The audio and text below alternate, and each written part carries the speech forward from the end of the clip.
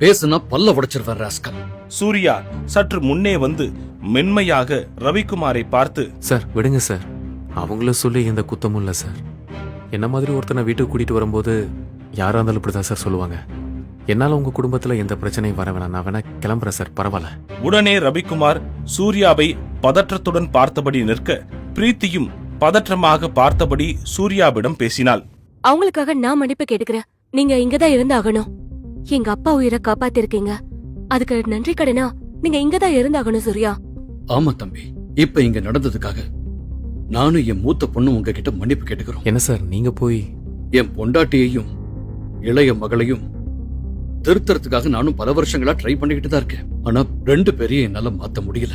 இப்போ இவங்க சொல்றது கேட்டு நீங்க இந்த வீட்டை விட்டு கிளம்பி போனீங்கன்னா ஒரு நல்ல பையனை வீட்டுக்கு கூட்டு வந்து அவமானப்படுத்தி அனுப்பிட்டோங்கிற குற்ற உணர்ச்சியோட நான் ஆயுசு முழுக்க வாழ வேண்டியிருக்கும். பிரீத்தியும் ரவிக்குமாரும் மாறி மாறி வற்புறுத்த அவர்களின் வார்த்தைக்கு கட்டுப்பட்டு சூர்யா அங்கே தங்குவதற்கு சம்மதித்தான். பாருங்க, இன்னொரு தடவை இவர்கிட்ட யாராவது மரியாதை குறைவா பேசுனீங்க, அப்புறம் நான் மனுஷனாவே இருக்க மாட்டேன். தம்பி, இன்னையில இருந்து நீங்க தான் எனக்கு பர்சனல் செக்ரட்டரி. சார் என்ன சொல்றீங்க? No, it's a done deal. All right, Preethi, இவர் இங்கேயே தங்க எல்லா ஏற்பாடும் பண்ணிடு.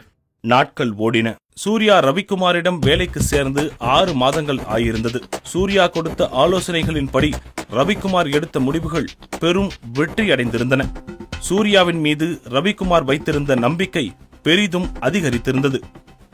அதே சமயம் சூர்யாவின் வலது கையில் இருந்த அந்த மச்சம் குறித்து ரவிக்குமார் அவ்வப்போது ஆழ்ந்து யோசித்து வந்தார். ஆனால் அவருக்கு சரியான விடை கிடைக்கவில்லை. இந்த இடைப்பட்ட காலங்களில் பிரீத்திக்கு மாப்பிள்ளை தேடுவதில் ரவிக்குமாரின் கவனம் சூடு பிடித்திருந்தது. பெரிய பெரிய பிசினஸ்மேன்களின் வரன்கள் வந்தாலும் ரவிக்குமாருக்கு நம்பிக்கை ஏற்படும் வகையில் அவருக்கு எந்த வரனும் அமையவில்லை. என்னையா எல்லாருமா சேர்ந்து வீட்டுக்கே வந்திருக்கீங்க? ஏதாவது பிரச்சனையா? சார், இன்னைக்குள்ள இந்த டாக்குமெண்ட்ஸ் பாஸ் ஆகலனா நம்ம ப்ராஜெக்ட் கையை விட்டே போயிடும். கொடுங்க. யோ, இது சம்பந்தப்பட்ட லீகலிட்டிஸ் எல்லாம் வெரிஃபை பண்ணவே 2 நாள் ஆகும் ஐயா. இது எவ்வளவு முக்கியமான ப்ராஜெக்ட்னு உங்களுக்கு எல்லாம் தெரியுமா தெரியாதா? எல்லாத்தையும் கடைசி நிமிஷத்துல தான் கொண்டு வருவீங்களா? உங்க அலட்சியத்தால இந்த ப்ராஜெக்ட் நம்ம கையை விட்டு போகுது. Damn it. சார், இந்த ப்ராஜெக்ட் நம்ம கையை விட்டு போகாது. நான் டாக்குமெண்ட்ஸ் எல்லாமே ஆல்ரெடி வெரிஃபை பண்ணிட்டேன். நீங்க ஒரு டைம் படிச்சு பார்த்துட்டு சைன் மட்டும் போட்டா போதும் சார். அதே போல சூர்யாவிற்கு பிசினஸ் மீது அதிக ஆர்வமும் அதில் அவன் கொடுக்கும் யோசனைகளும் அவருக்கு தொடர்ந்து வியப்பளித்து வந்தன. இப்படி ரவிக்குமாருக்கு குடும்பத்தின் மீது இருந்த சில பொறுப்புகளும் சூர்யாவின் அசாத்திய திறமைகள் மீது இருந்த வியப்பும் அவரை பல வகையில் யோசிக்க செய்து கொண்டிருந்தது. அந்த யோசனை ஒரு நாள் அவரின் தூக்கத்தையும் கெடுத்தது. ரவிக்குமாரின் சிந்தனையில் பிரீத்தி, சூர்யா ஆகிய இருவரின் முகமும் மாறி மாறி வந்து சென்றது. அதோடு சூர்யாவின் கையில் இருந்த மச்சமும் அவரை மிகவும் குழப்பியது. அது அவருக்கு எதையோ நினைவுபடுத்த முயல்வதாக எண்ணினார்.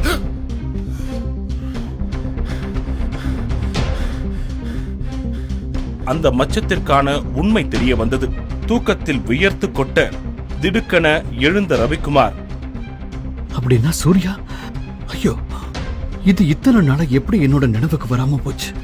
சூர்யாவை இத்தனை நாளா ஒரு சாதாரண பையனா நினைச்சிட்டமே.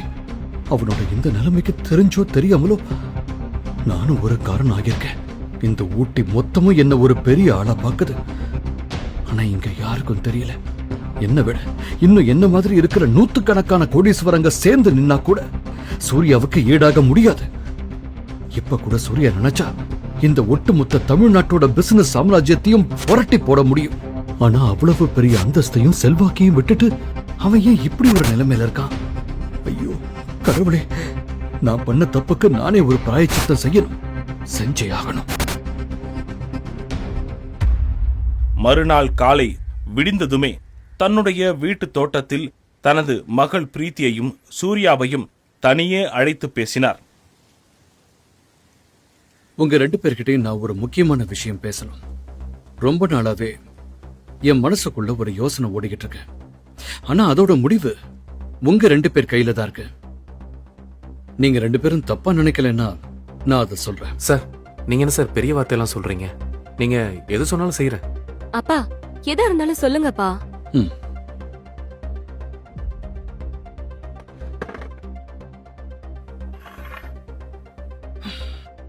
நீங்க 2 பேரும் கல்யாணம் பண்ணிக்கிட்டா நல்லா இருக்கும்னு நான் நினைக்கிறேன். என்னடா இவன் திடீர்னு இப்படி சொல்றானேன்னு தப்பா நினைக்காதீங்க. நல்லா யோசிச்சுதான் நான் இந்த முடிவுக்கு வந்திருக்கேன். என்னால என் பொண்ணுக்கு எங்க வேணா எவ்வளவு பெரிய இடத்துல வேணும்னாலும் மாப்பிள்ளை பார்க்க முடியும். ஆனா சூர்யா மாதிரி அமையாதம்மா. சூர்யாவோட திறமை மேல என்னோட அனுபவத்தை வச்சு சொல்றேன். எனக்கு நிறைய நம்பிக்கை இருக்கு. என்னடா நான் இவனை காப்பாத்துனேங்கிறதுக்காக இவன் இதை செய்யறான்னு நீங்க நினைக்க கூடாது. நீங்க நிஜமாவே திறமைசாலி. நான் எவ்வளவு தேடினாலும் உங்கள மாதிரி ஒரு மாப்பிள்ளை என் பொண்ணுக்கு அமையறது கஷ்டம். இதுக்கு மேல முடிவெடுக்க வேண்டியது நீங்க தான். அப்பா நீங்க இப்ப சொன்னது எனக்கு ரொம்பவே ஷாக்கிங்கா இருக்கு. ஆனா கண்டிப்பா உங்க பேச்ச மீறி நான் எதுவுமே பண்ண மாட்டேன். ஏன்னா என் சந்தோஷத்தை விட உங்க சந்தோஷம் தான் முக்கியம்னு நான் இருந்திருக்கேன். அதே சமயத்துல நான் சூர்யா வந்த மாதிரி பார்த்ததே இல்லப்பா. ஆனா இருந்தாலும் நான் உங்களுக்காக இந்த கல்யாணத்துக்கு சம்மதிக்கிறேன். சூர்யாக்கு இந்த கல்யாணத்துல முழு சம்மதம்னா எனக்கும் சம்மதம்பா. சார், எனக்குன்னு யாருமே இல்லை. என்னோட சொந்தக்காரங்க கூட என்னை யாருமே கண்டுக்கிறது இல்லை. ஆனால் எந்த நம்பிக்கையில் உங்கள் பொண்ணை கல்யாணம் பண்ணிக்க சொல்லி கேட்டீங்கன்னு எனக்கு தெரியல சார். சார், அதுக்கு நான் தகுதியானவனான்னு கூட தெரியல. ஆனால் அதே நேரத்தில் உங்கள் பேச்சை மீறி செயல்படுறதுக்கும் எனக்கு விருப்பம் இல்லை சார். உங்கள் பொண்ணு பிரீத்தியை இது வரைக்கும் அந்த கண்ணோட்டத்தில் பார்த்ததில்ல சார். ஆனால் நீங்கள் அமைச்சு கொடுக்குற இந்த வாழ்க்கை நல்லபடியாக அமையும்னு நான் நம்புகிறேன். அதனால எனக்கு இந்த கல்யாணத்தில் சம்மதம் சார் என்று சூர்யா பதிலளிக்க ரவிக்குமார் சந்தோஷத்தில் மகிழ்ச்சியாக சிரித்தார். உடனே வீட்டின் உள்ளே சென்று ரவிக்குமார் விஷயத்தை எல்லோரிடமும் சொல்ல, யாருன்னே தெரியாத இந்த பிச்சைக்காரனுக்கு வேலை கொடுத்ததே இங்க யாருக்குமே பிடிக்கல. ஏதோ உங்க உயிரை காப்பாத்தி இருக்கான்றதுக்காக எதுவும் சொல்லாம இருந்தோம். இப்ப என்னடானா நம்ம பொண்ணு அவனுக்கு கல்யாணம் பண்ணி கொடுக்கறேன்னு சொல்றீங்க. புத்தி கெட்டு போச்சா உங்களுக்கு? ஆமா டாடி, இவ யாரு? இவனுக்கு என்ன சொத்து இருக்கு? நம்ம கிட்ட salary வாங்குற நான் இவனுக்கு போய் பிரீத்திய கல்யாணம் பண்ணி கொடுக்க போறேன்னு சொல்றீங்க? I'm very much disappointed with you.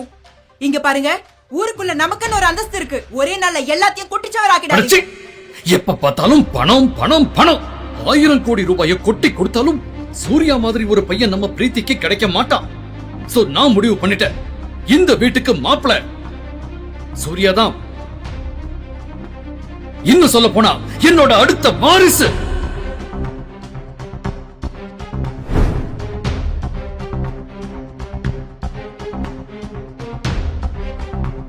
So mind it. இன்னொரு தடவை இந்த வீட்ல யாராவது சூர்யாவை பத்தி ஏதாவது தப்பா பேசினாலோ இல்ல சத்தம் போட்டாலோ என ரவிக்குமார் பேசிவிட்டு கோபமாக தன்னுடைய அறைக்குள் சென்றார். ஒரு வழியாக அடுத்த 6 மாதத்தில் அவர்களது திருமணம் நடந்து முடிந்தது. தன்னுடைய மனதில் இருக்கும் அந்த ரகசிய காரணத்தினாலும் தன்னுடைய லட்சியத்திற்காகவும் பிரீத்தியிடம் இருந்து விலகியே இருந்தான் சூர்யா. எந்த காரணத்திற்காகவோ அவர் தயங்குகிறார் என அவனது நிலையை புரிந்து கொண்ட பிரீத்தியும் அவனை கட்டாயப்படுத்தவில்லை. இந்த இடைப்பட்ட காலத்தில் பிரீத்தியின் தங்கை சந்தியா ஒரு பெரிய கோடீஸ்வர குடும்பத்தில் திருமணமாகி சென்றிருந்தாள். எது மாறியதோ இல்லையோ, சூர்யா குறித்த எண்ணங்களும் அலட்சிய போக்கும் வனிதாவிடமும் சந்தியாவிடமும் மாறவே இல்லை. பல அவமானங்களை சூர்யா சந்தித்திருந்தாலும் பிரீத்திக்காகவும் ரவிக்குமாருக்காகவும் அதனை பொறுத்துக் கொண்டான்.